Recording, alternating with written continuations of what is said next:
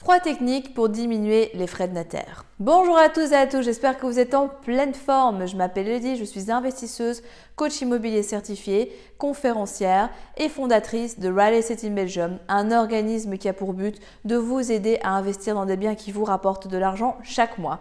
Aujourd'hui, dans cette nouvelle vidéo, nous allons voir 3 techniques pour faire diminuer vos frais de notaire. Quand je parle de frais de notaire, c'est un abus de langage, mais ça comprend bien évidemment les droits d'enregistrement chez nous. Avant d'aller plus loin, abonnez-vous à la chaîne YouTube et surtout, si vous souhaitez réaliser votre premier investissement, rendez-vous dans la description en dessous de la vidéo. Vous allez trouver toute une série de liens pour aller plus loin ensemble. On se retrouve juste après le teaser pour les 3 conseils.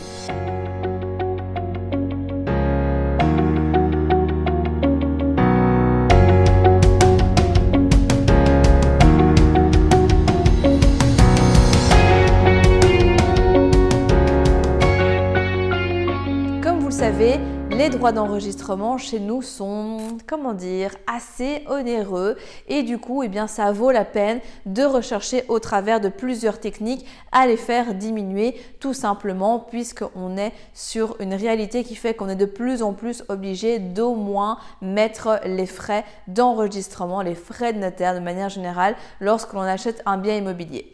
La première technique va être d'acheter un bien avec beaucoup de travaux pour faire diminuer le prix du bien.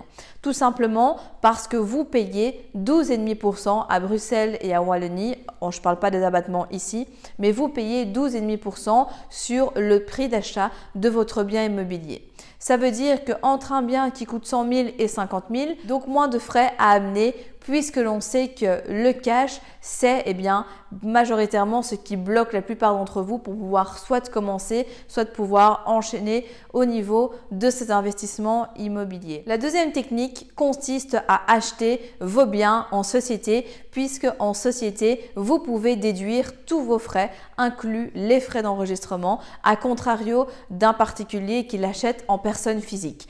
Après, cette technique, elle fonctionne quand on est en société, quand on a envie d'avoir peut-être une société dans le futur, mais ce n'est pas le cas de tout le monde. Donc, cela s'applique à la majorité des personnes, mais pas à toutes. Troisième technique, si le vendeur passe par une agence immobilière pour vendre son bien, en tant qu'acheteur, vous pouvez vous proposer au vendeur de payer le prix net vendeur, donc ce que la personne aura en main et que vous vous chargez de votre côté de payer les frais d'agence. Pourquoi? Tout simplement parce que le prix de vente affiché quand on passe par une agence, c'est le prix avec les frais inclus puisque le vendeur, lui, souhaite avoir un prix net en main. Et vous, l'avantage, c'est que si vous achetez prix net vendeur en main, si vous faites quelques milliers d'euros d'économie, parfois dizaines de milliers d'euros d'économie, c'est 12,5% que vous ne payez pas sur cette somme. Je m'explique. Si votre vendeur veut 100 000 euros net en main et que les honoraires avec l'agence, etc., fait qu'il propose le bien à 109 000 euros. Vous faites une offre, elle est acceptée à 105 000. Ça veut dire que vous pouvez proposer au vendeur donc de faire le prix d'achat, l'offre sur 100 000 euros et les 5 000 euros supplémentaires qui représentent en fait la commission de l'agence immobilière qui a vendu le bien pour le propriétaire vendeur, vous le payez de votre côté parce que sinon, ça veut dire que dans le cas où vous ne négociez pas ça, vous payez 12,5 sur 105 000 alors que là, vous allez payer 12,5 de droits d'enregistrement sur 100 000 euros. Et cette technique, elle est encore plus redoutable quand vous êtes en société puisque vous pouvez cette note, la mettre directement également dans les frais. Donc, c'est tout bénéfice pour vous aussi. Et enfin, quatrième astuce bonus que j'aimerais vous partager dans cette vidéo, c'est que si vous êtes en présence d'un bien qui est meublé, vous pouvez totalement, par exemple, acheter ce bien déjà meublé et du coup faire une scission au niveau de votre vente avec le prix des meubles d'une part sur lequel ne s'appliquera pas les droits d'enregistrement et d'autre part la partie immobilière.